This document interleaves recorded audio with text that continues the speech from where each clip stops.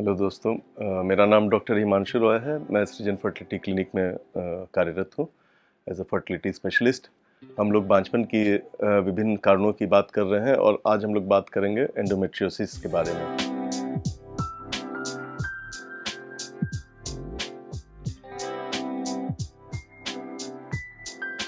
Endometriosis एक ऐसी बीमारी है जिसमें कि औरत के अंदर में जो यूट्रस रहता है उसके अंदर की जो लाइनिंग होती है उसको एंडोमेट्रियम बोलते हैं, जो सबसे भीतरी सतह होती है। उसी में बच्चा जो है वो आके ठहरता है और अगर प्रेगनेंसी नहीं रहता है तो यही सतह बाहर एज अ पीरियड मासिक धर्म के जैसा निकल जाता है। तो ये हर महीना बनता है और निकल जाता है।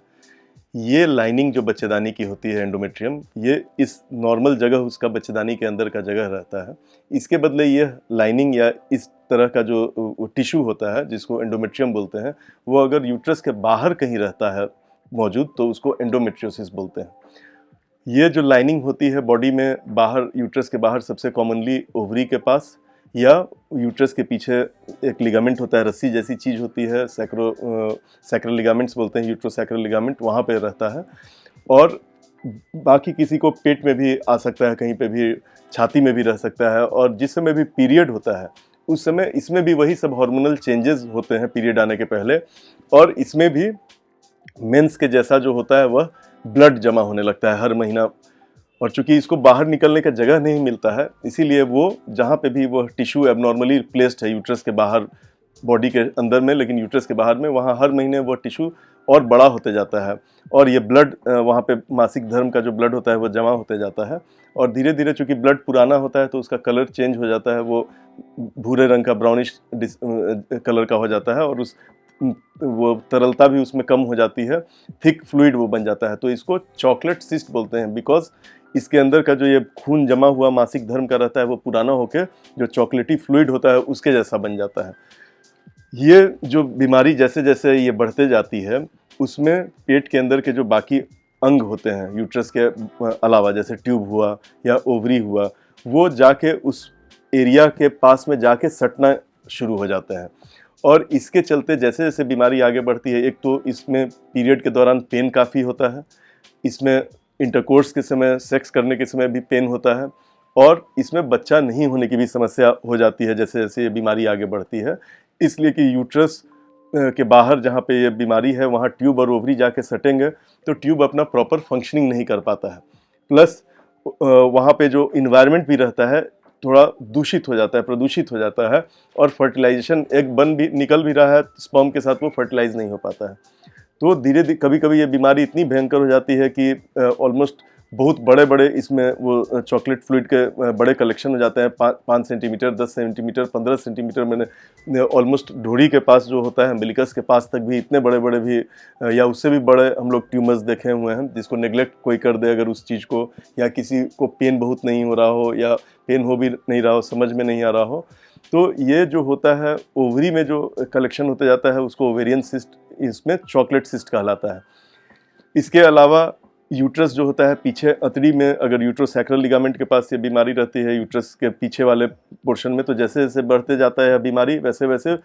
बच्चेदानी के पीछे जो पूरे हम लोग के पेट में अतड़ी रहती है वो जाके पूरे यूट्रस के साथ सट जाती है। वो जो स्पेस होता है उसको पाउच ऑफ डगलस हम लोग साइंटिफिक लैंग्वेज में बोलते हैं, या POD बोलते हैं, पाउच ऑफ डगलस। तो ये बंद हो जाता है, ऑब्लिटरेटेड हो जाता है, और इसमें भी काफ़ी पेन होता है पीरियड के समय या सेक्स के समय में।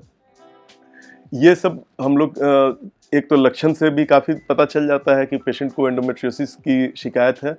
और इसके साथ ही साथ जब हम लोग अल्ट्रासाउंड करते हैं तो उसमें अगर चॉकलेट सिस्ट ये जो बना रहता है उसका टिपिकल एक दिखता है वह कि कैसा चॉकलेट सिस्ट होता है।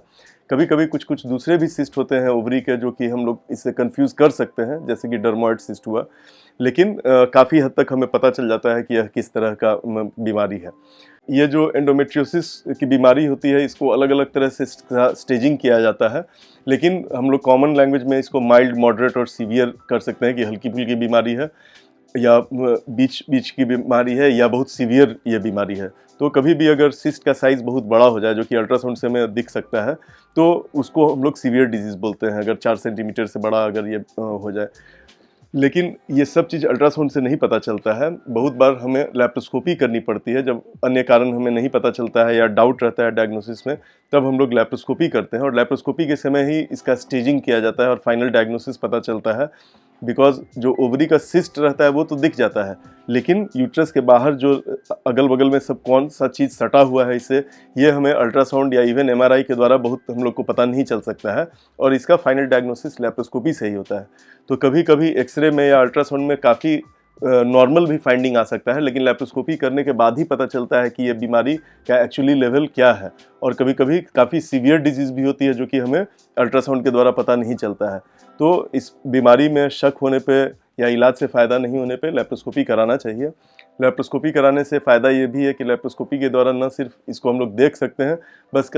इसका इलाज भी किया जा सकता है। पहले के ज़माने में पेट खोल के इन सिस्ट का ऑपरेशन होता था, बट आज की तारीख में अगर सिस्ट बहुत ज़्यादा बड़े नहीं हो या अतरी वगैरह से बहुत ज़्यादा घिरे हुए नहीं हो तो इसको लैप्रोस्कोपी के द्वारा भी सिस्ट को हटाया जा सकता है। कभी कभी ये सर्जरी इनकम्प्लीट भी रहता है और उसमें ओवरी के वॉल्स को जलाना पड़ता है। इसके साइड इफ़ेक्ट में यही डर रहता है प्रॉब्लम कि इतना जो टिश्यू को हटाया जाता है तो उसमें ओवरी में जो एग्स रहते हैं उसका रिजर्व भी कम हो सकता है। इसका एंडोमेट्रियोसिस का इलाज दवा के द्वारा भी किया जा सकता है, लेकिन वो उन लोगों को दिया जाता है दवा जिन लोगों को प्रेगनेंसी की ज़रूरत नहीं है, बांझपन की समस्या नहीं है, केवल जिन्हें दर्द वगैरह हो रहा है। जिन औरतों को बांझपन की समस्या है और एंडोमेट्रियोसिस का डायग्नोसिस होता है, उसमें हम लोग चाहते हैं कि जल्द से जल्द उसको बच्चे हो जाएं इसके पहले कि वो बीमारी सीवियर फॉर्म ले ले। तो इसमें सबसे पहले तो हम लोग दवाएं देते हैं कि ओव्यूलेशन ज़्यादा होने से चांसेस ऑफ प्रेगनेंसी बढ़ती है। उससे अगर फ़ायदा नहीं होता है तो माइल्ड या मॉडरेट डिग्री में भी हम लोग आईयूआई ट्राई कर सकते हैं, जिसमें कि अंडों को बढ़ने की दवाएं देकर जब वो अंडे रप्चर करते हैं उस समय हम लोग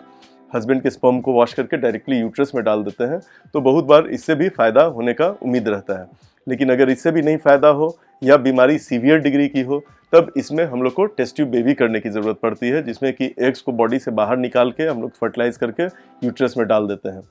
तो हम लोग ये जो एंडोमेट्रियोसिस जिस जगह पे है उसको हम लोग बाईपास कर देते हैं। एक ही सावधानी आईवीएफ के पहले एंडोमेट्रियोसिस के केसेस में रखने चाहिए कि कोशिश ये करनी चाहिए कि